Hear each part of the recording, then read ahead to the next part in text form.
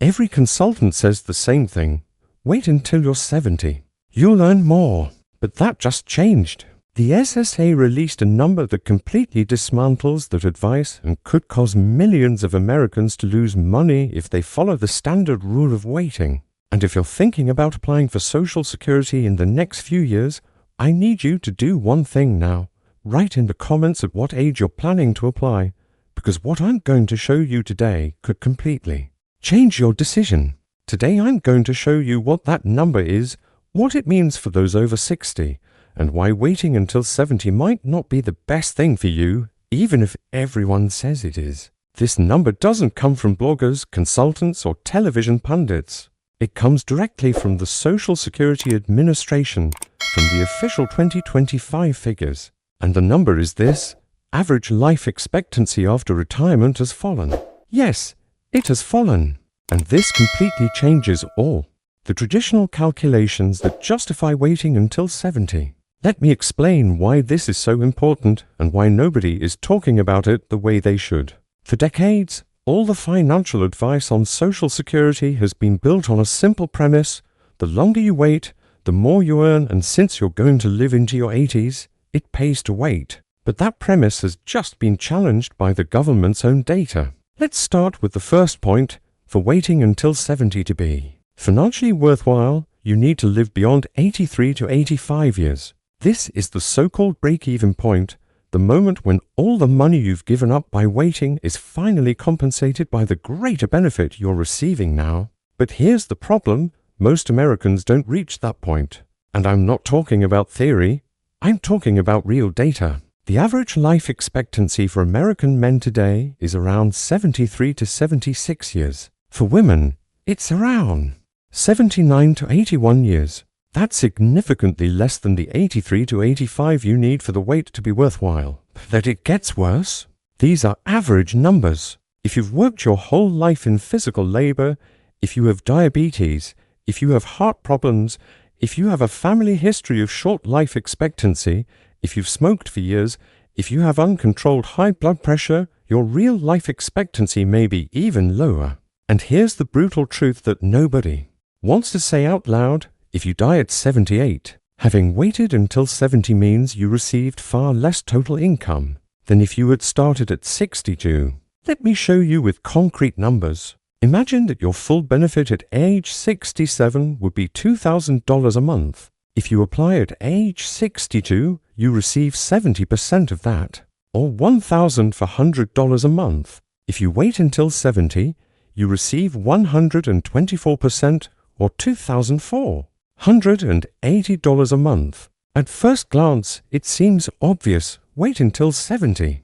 But now let's do the real math. From 60 to 70, you received zero by waiting.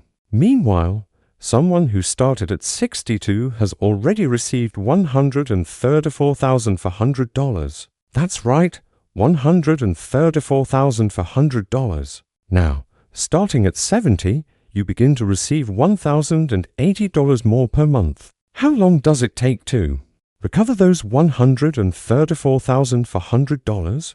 It takes 124 months, or a little over 10 years. That takes you to 82 years old. So if you live to 82, you break even. If you live beyond 82, you win by waiting. But if you live less than that, you lose. And statistics show that most Americans, especially those with risk factors, don't reach 82. That's the first gigantic mistake that's being ignored in all the standard advice. But there's a second, even more critical point. The second point is that the math for 2025 got worse for those who wait. Let's talk about COLA, the cost of living adjustment. In 2025, COLA was 2.5%.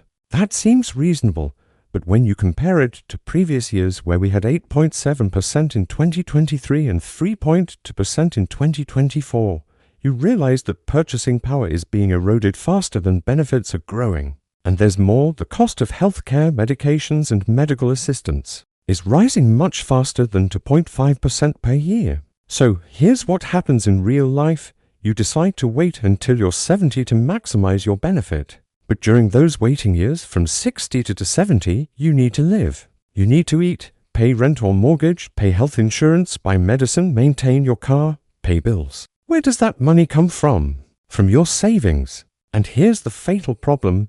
Every dollar you withdraw from your savings now is a dollar that isn't growing, isn't generating interest, and isn't there for future emergencies. Worse still, if you have your savings invested in stocks or funds, you may be forced to sell during bad market times, crystallizing losses you'll never recover. Let's use a concrete example. Maria is 62 years old and has $80,000 saved. If she starts receiving Social Security now, she receives $1,400 a month and can leave her $80,000 invested. In 8 years, if she gets a modest return of 5% per year, that $80,000 could become $118,000, and she has already received $134,400 in benefits. Total, $252,400. Now, if she waits until she's 70, she needs to withdraw approximately $2,500 a month from her savings to survive. In 8 years, she withdrew $240,000, but she only had $80,000. So she had to use all her money, probably took out loans or credit card debt, or had to sell her house. At 70, she is financially ruined even though she now receives $2,480 a month. This scenario is not theoretical. This scenario is happening to millions of Americans right now. They were advised to wait to maximize the benefit, but no one asked, "Do you have enough money to wait?" And the answer for most is no. And this leads us to the third point, the most important of all. The third point is the number that changes everything, 76. That's the average age at which Americans begin to experience serious health limitations. According to studies by the CDC and the SSA itself, by age 76, most people begin to experience a significant decline in mobility, energy, cognitive ability, and overall health. What does this mean in practice? It means that you wait until 70 to receive a larger benefit. You get to fully enjoy it for about 6 years, from 70 to 76. And then your ability to truly live and enjoy that money decreases drastically. Meanwhile, those who started at 62 enjoyed 14 years with better health and mobility. Think about it. What's better? Receiving $1,400 a month from age 60 to 76, when you still have the energy to travel, see your grandchildren, do activities, and enjoy life. Or receiving $2,480 a month from age 70 to 76, even though in the later years you already have limitations. And after 76 you receive more, but can no longer do half the things you wanted to? This is the question no one asks, but it's absolutely critical. Money only has value when you have the health and energy to use it. If you wait too long, you may have more money but less life to live. And there's a fourth point that's being completely ignored, the change in full retirement age. Today, for those born in 1960 or later, the full retirement age is 67, not 65.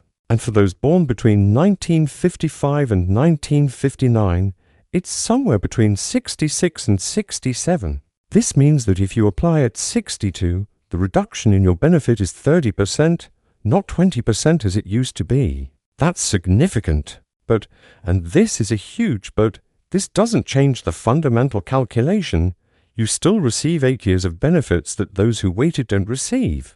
And those 8 years could be the best years of your retirement. Now, of course, waiting until 70 still pays off in some specific situations. And I need to be honest about this because I don't want you to make the wrong decision. Waiting until 70 makes sense if you are in excellent health, if you come from a family where everyone lives to 90, if you have robust savings, more than $200,000 or $300,000 that comfortably support you without needing to withdraw much, if you are still working and enjoy your job, if you have a pension or other source of income that covers your expenses, if you want to maximize the survivorship benefit for your younger spouse, or if you genuinely don't need the money now and can wait without any financial or quality of life sacrifice. For these people, waiting is mathematically correct and strategically intelligent. But here's the problem, that's not the reality for most Americans. Most Americans are in a completely different situation. Most have fragile health or chronic conditions that reduce life expectancy. Most worked in physically demanding jobs that wore down their bodies. Most have limited savings, less than $100,000, often less than $50,000. Most can no longer work at 62, whether because they were laid off, because their bodies can't handle it, or because they simply can't find a job that pays well.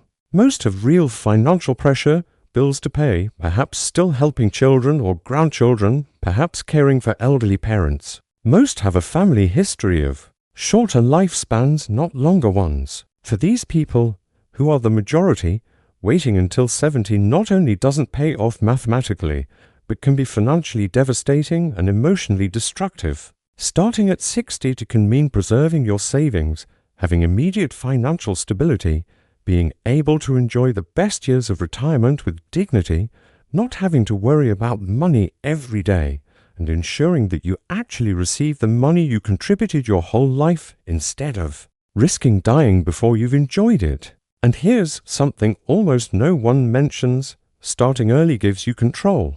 You know exactly how much you're going to receive. You can plan. You can live. Waiting is a gamble that you'll live long enough for it to be worthwhile. And for many, that gamble doesn't pay off. So, what should you do? First, be brutally honest about your health. Do you have diabetes, high blood pressure, heart problems, short family history, worked in a hazardous or physically demanding environment? If the answer is yes to 2 or more of these, your chances of living beyond 82 are lower than average, and starting early might be better. Second, look at your savings realistically. Do you have enough money to live comfortably until you're 70 without touching your savings, or touching them very little? If the answer is no, don't wait. You'll destroy your financial future trying to maximize a benefit that may never pay off. Third, think about what you want to do in the next 10 years. Do you want to travel, see new places, spend time with family, do things you've always wanted to do? If so, you need the money now, while you're healthy, not in 8 years when you may not have the same energy. Fourth, don't let anyone make you feel guilty about your decision. It's not about being impatient or not knowing how to wait. It's about living your life in the best way possible with the resources you have. And fifth, ignore generic consultants who say that waiting is always better. They don't know your life, your health, your financial situation.